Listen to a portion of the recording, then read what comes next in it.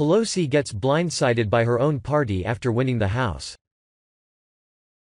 Nancy Pelosi won't have much time to relish her party's takeover of the House. Though she played a key role in helping Democrats regain the majority for the first time since 2011, Pelosi faces a new battle regaining the Speaker's gavel amid grumbling from a growing minority of rank-and-file Democrats about the need for new leadership. The San Francisco Democrat, who has led her party in the House since 2003 including 4 years as Speaker, said Wednesday that she's confident she will be elected Speaker again. "I don't think anybody deserves anything," Pelosi said, a reference to President Trump's comment Wednesday that she deserves the job. "It's not about what you have done.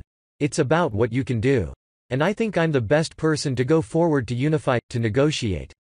If elected as Speaker, Pelosi becomes the highest-ranking Democratic official in the country and the face of the party until a 2020 presidential nominee emerges.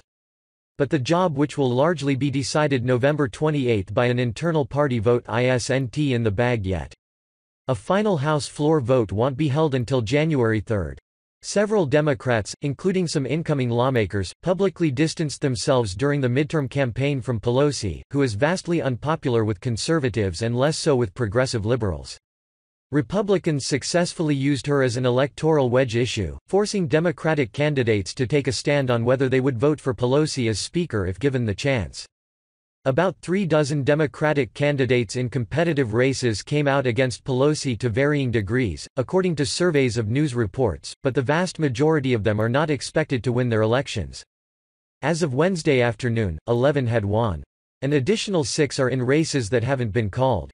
There are also a handful of sitting members who have voiced opposition to Pelosi's speakership, including Reps. Tim Ryan of Ohio, Kathleen Rice of New York and Connor Lamb of Pennsylvania.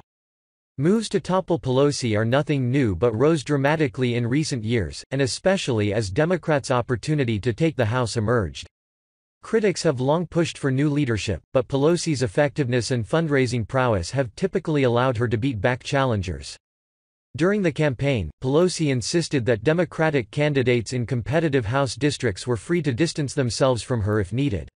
Winning the seat, she said, was the top priority. Now the question will be whether Pelosi will have enough votes to be elected Speaker without those Democratic rebels, or whether she can convince some of them to support her after all. Pelosi tried to tamp down calls for fresh leadership ahead of Election Day, saying that she views her return to the speakership as a bridge to new Democratic leaders. "I see myself as a transitional figure," she told The Times last month. "I have things to do.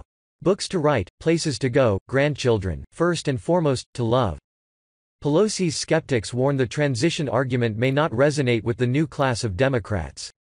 "The people that won, our majority makers, campaigned on change," said Ryan, who garnered 63 votes in the Democratic secret ballot in 2016 against Pelosi. "They didn't say we're going to give you a transition. They need to be consulted." Ryan said he doesn't intend to run but didn't rule it out. Whoever it is, the incoming Speaker will have to lead a fractured, more diverse Democratic caucus. In one camp are progressives eager to pursue impeachment of Trump and liberal priorities such as Medicare for all. In another are moderates elected in districts won by the president 2 years ago, who may be hesitant to define their party by opposition to the president. Another question is who, if anyone, will raise their hand to challenge Pelosi. House Democratic sources expect someone will do so. She or he will have only weeks to rally a campaign ahead of the November 28 vote. Pelosi supporters are confident they will beat back any challenger. "There will likely be some sacrificial lamb and that person will be gladly slaughtered," speculated one House Democratic aide.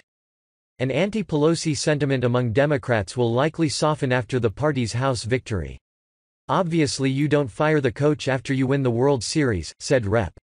Brad Sherman D. Northridge. The late November vote will be among only House Democrats, conducted by secret ballot, to determine who they want to put forward as a Speaker candidate. On January 3, the first day of the new Congress, the entire House will vote publicly on the floor on the new Speaker. The newest Democratic members who have promised to oppose Pelosi could prove to be the most troublesome hurdles to her speakership. Mikey Sherrill, who won a New Jersey congressional seat Tuesday night, said in May that she wouldn't back Pelosi. Incoming Virginia Rep. Abigail Spanberger told NBC in July that under no circumstances would she support Pelosi for Speaker.